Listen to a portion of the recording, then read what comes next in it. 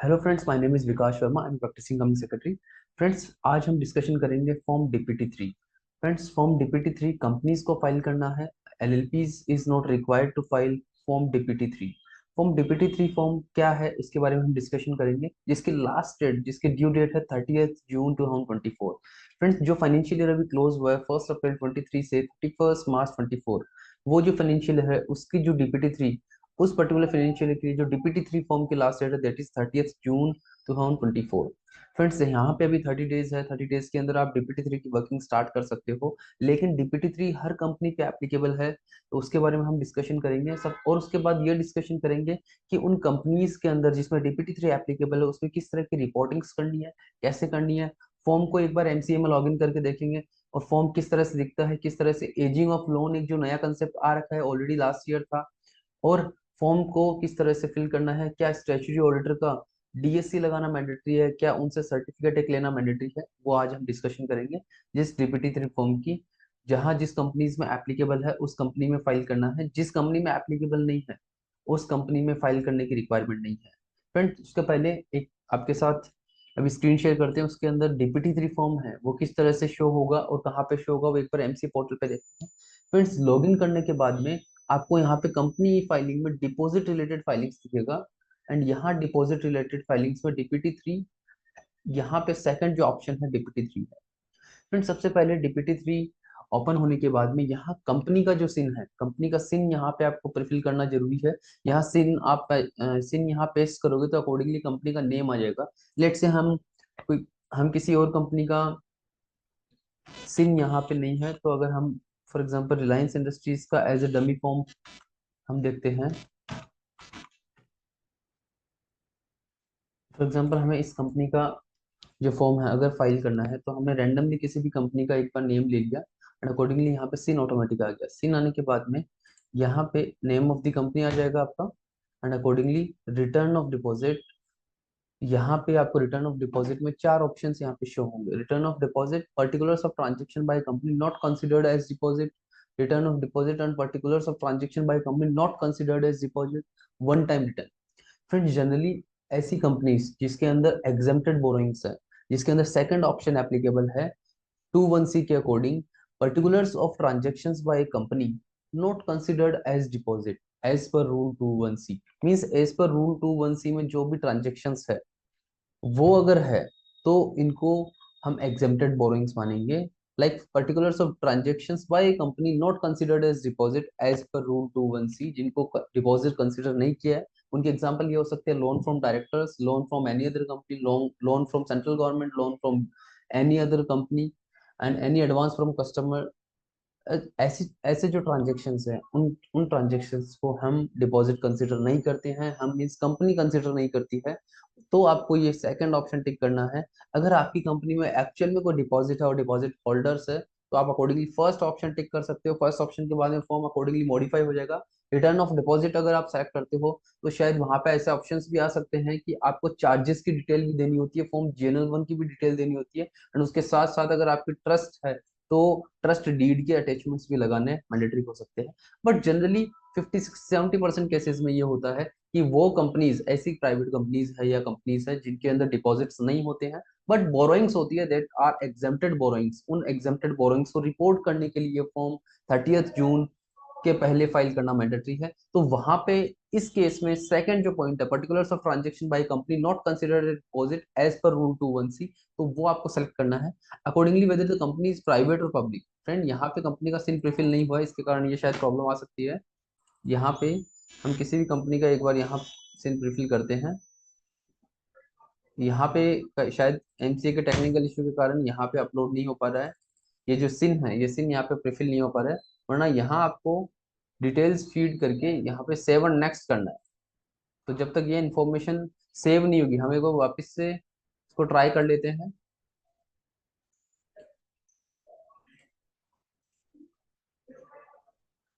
यहाँ company filings में, deposit related filings में form DPT three, DPT three में आपको जाने के बाद में यहाँ पे कंपनी का सिन प्रीफिल करना है। अगर आपके पास सिन है तो ऑलरेडी आप सिन पेस्ट कर सकते हो। अगर आपको कंपनी का नेम पता है, सिन नहीं पता है, तो यहाँ पे आप कंपनी का नेम भी डाल सकते हो।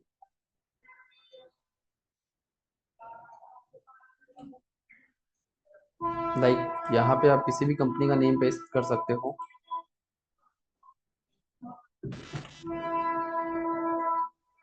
Like Tata Cummins. और यहाँ पे ऑलरेडी ये देखिए यहाँ पे कंपनी का नेम आ गया। उसके बाद आपको ये सेलेक्ट करना है particular of transaction by company not considered as deposit. Private company automatically select हो गया। Whether the company is government company, यहाँ पे नो करना है। ऑब्जेक्ट्स ऑफ द कंपनी यहाँ पे आपको डालना है। Whether deposits have been accepted from public, यहाँ पे नो करना है। एंड अकॉर्डिंगली यहाँ पीरियड पीरियड यहाँ 31 मार्च 24 सेलेक्ट करना है आपको। फ्रेंड्स ये जो टैब्स है, जो टैब्स अभी एक्टिव नहीं है, उन टैब्स का एक्टिव नहीं होने का कारण है कि आपने जो ऑप्शन सेलेक्ट किया है वो सेलेक्ट ऑप्शन सेकंड किया है। अगर आप रिटर्न ऑफ डिपॉजिट या रिटर्न ऑफ डिपॉजिट थर्ड वाला ऑप्शन सेलेक्ट करते हो तो अकॉर्डिंगली शायद हो सकता है कि ये टैब्स ओपन हो जाए और उनमें डिटेल्स भी आपको फीड करनी जरूरी है। Like DTO, like issue of advertisement और circular, date of expiry of validity of advertisement और सर्कुलर।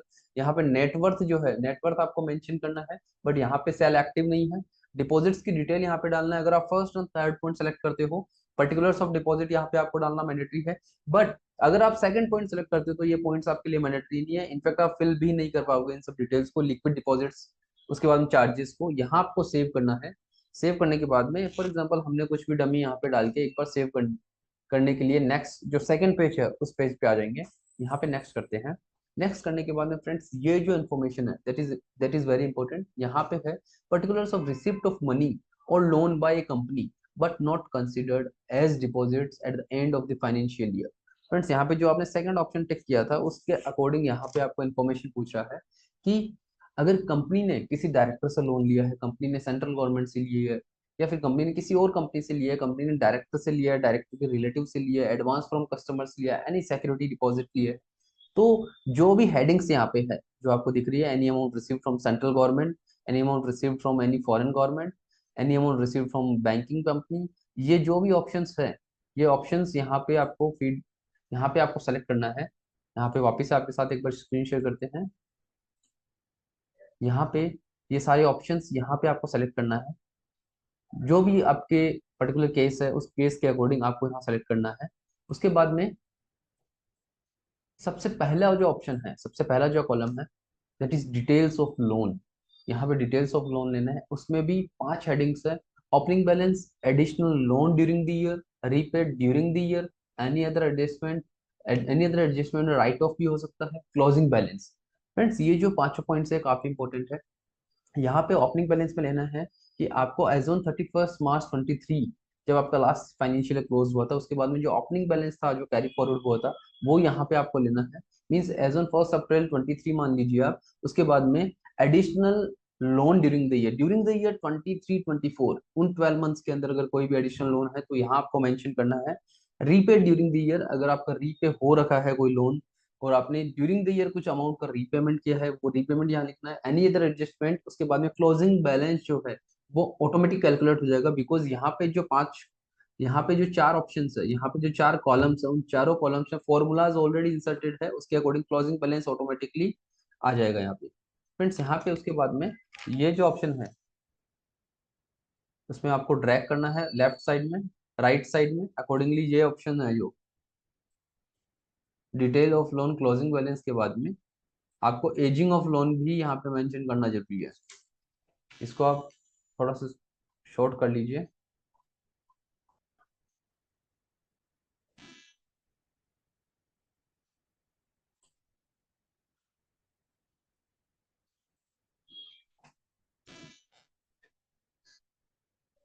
फ्रेंड्स ये देखिए यहाँ पे जैसे ही आप राइट साइड में ट्रैक करोगे यहाँ पे ऑप्शन है ageing of loan in years.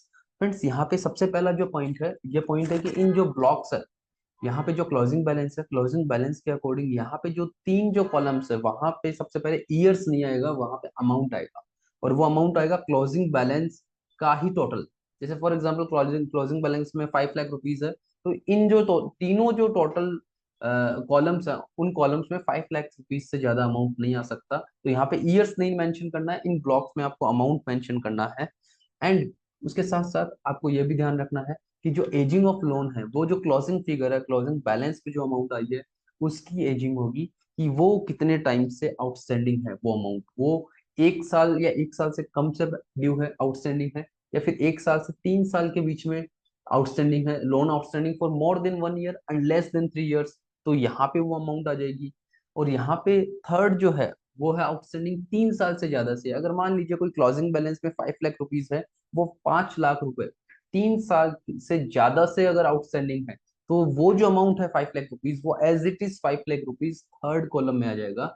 और अगर वो 5 लाख में आपको बाइफरकेशन करना है कि वो 1 ईयर या 1 ईयर से कम में है, 1 से 3 के बीच में है, या 3 से ज्यादा के बीच में है, तो 5 लाख में अगर 1 लाख की अमाउंट अगर 1 साल या 1 साल से कम से ड्यू है, तो वो आपको फर्स्ट कॉलम में लिखनी है। और अगर 2 लाख रुपीज ऐसी है जो 2 से 3 साल के बीच से आउटस्टैंडिंग है, मतलब कब से आउटस्टैंडिंग है, कितने साल से आउटस्टैंडिंग है, उसकी एजिंग आपको निकालनी जरूरी है। उस अमाउंट की जो क्लोजिंग बैलेंस पे जो अमाउंट है, उसके अकॉर्डिंग आपको इन कॉलम्स में फीड करना है और अकॉर्डिंगली आपको सबमिट करना है। मीन्स क्लोजिंग बैलेंस पे जो अमाउंट है 5 लाख रुपीज, लेट से 5 लाख रुपीज है, तो उस 5 लाख रुपीज की एजिंग होगी। वो एजिंग शायद ऐसा भी हो सकता है कि एज इट इज वो अमाउंट एक ही कॉलम में आ सकती है, या फिर वो अमाउंट 2 कॉलम में आ सकती है उसका बाइफर्केशन, या उसका बाइफर्केशन तीनों कॉलम में भी आ सकता है, एज पर द सिचुएशन कि वो कितने टाइम से आउटस्टैंडिंग है। फ्रेंड्स, यहाँ पे एजिंग के बाद में यहाँ आपको सेव एंड नेक्स्ट करना है।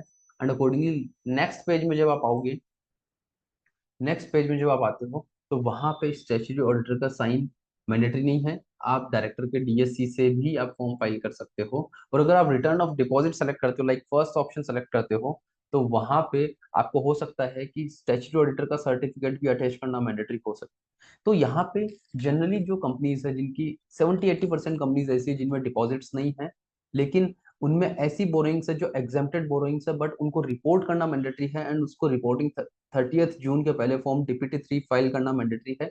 उस डीपीटी 3 में जो भी बैलेंस है आपका एज ऑन 31 मार्च 24 आउटस्टैंडिंग, उसका अमाउंट भी लिखना है, उसका एजिंग भी लिखना है। एजिंग मीन्स कि वो 1 साल या 1 साल से कम से ड्यू है, 1 से 3 साल से आउटस्टैंडिंग है, या 3 साल से ज्यादा से आउटस्टैंडिंग है, तो अकॉर्डिंगली वहां पे अमाउंट मेंशन करना है, वहां पे ईयर मेंशन नहीं करना है ageing of loan. Friends, ageing से रिलेटेड काफी इश्यूज आते हैं। अगर आपको कुछ इश्यूज रहते हैं एजिंग से रिलेटेड, तो आप हमें कमेंट बॉक्स में बता सकते हो। इस तरह से कंटिन्यूअसली एमसीए V3 पे हमने ऑलरेडी 150+ वीडियोस ऑलरेडी क्रिएट कर रखे हैं हमारे चैनल CS विकास वर्मा पे। तो आप ऑलरेडी उस चैनल को, अगर आप ये वीडियो देख रहे हो, तो आप हमारा जो चैनल है उसको सब्सक्राइब कर लीजिए, बिकॉज जो भी वीडियोज अगर आते हैं, अभी रिसेंट में जो भी अपडेट्स आते हैं, उनके ऊपर कंटिन्यूअसली हम वीडियोस बना रहे हैं। तो आपको लगता है हमारा चैनल आपके लिए फ्रूटफुल है, तो आप सब्सक्राइब कर लीजिए। Friends, thank you so much.